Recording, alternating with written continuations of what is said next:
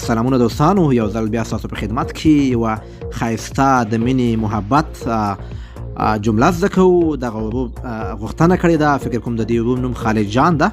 دوستانو موږ تاسو باید هر شي ته په مثبت نظر وګورو، منفي نظر باید ونه کړو. په هر شي کې باید خپلو مثبتو ټکو ته نظر وکړو.